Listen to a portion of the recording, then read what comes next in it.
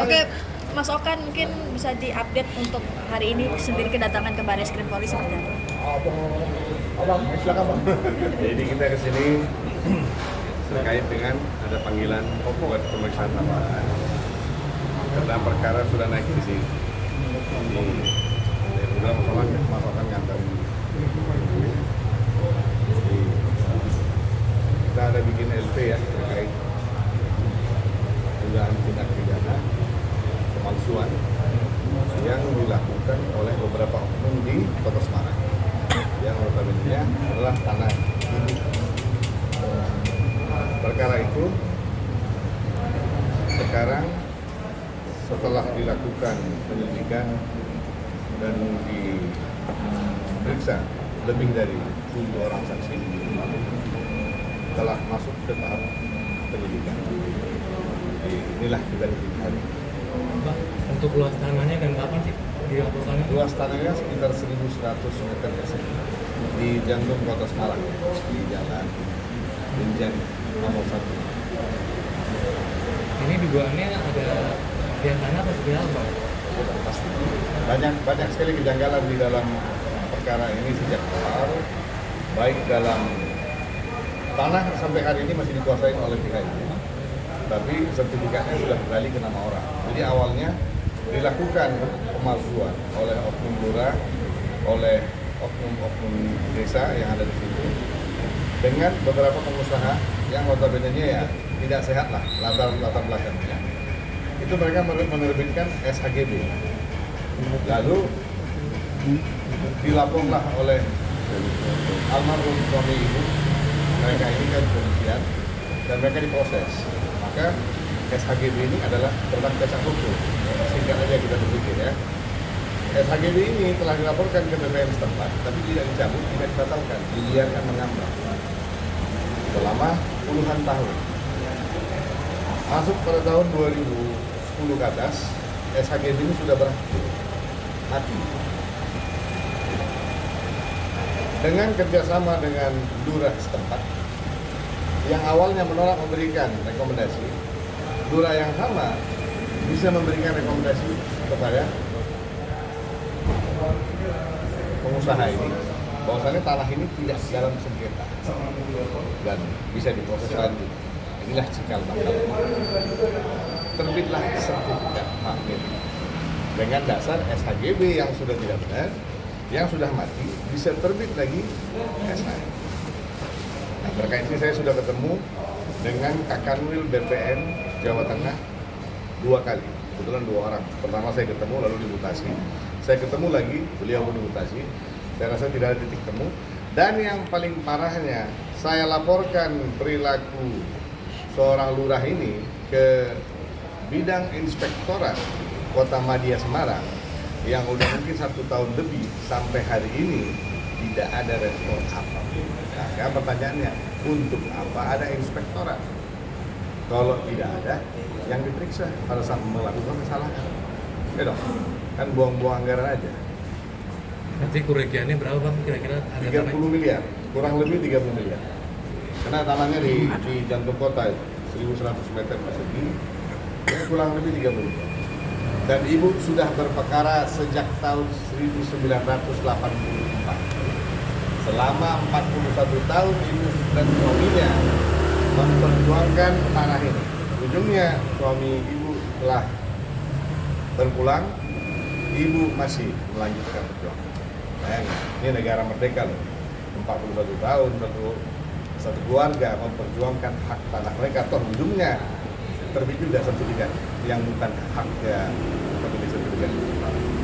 Nah, tadi respon Mabes Polri tadi seperti apa bang? Bagus ya, kasus kita berkembang intinya, naik sidik, maka kita ya apresiasi lah dengan proses dan perkembangan.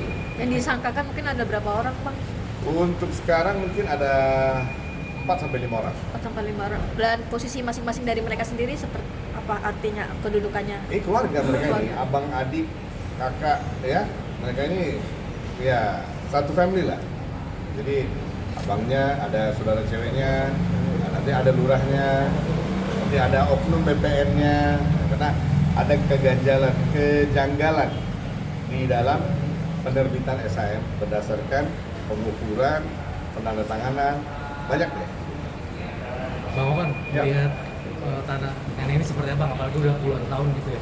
Iya, kalau gue pribadi kan dari waktu itu juga kan prinsipnya gue hanya mendampingi dan kami juga memberikan kuasa penuh kepada Bang Deren supaya bisa membantu untuk proses ini, karena kan ini cukup panjang prosesnya ya, nggak 1-2 hari, nggak 2 bulan, bertahun-tahun ini, dan kita masih berharap ada titik terang lah, paling nggak perjuangan berpuluh-puluh tahun ini ada hasilnya gitu loh.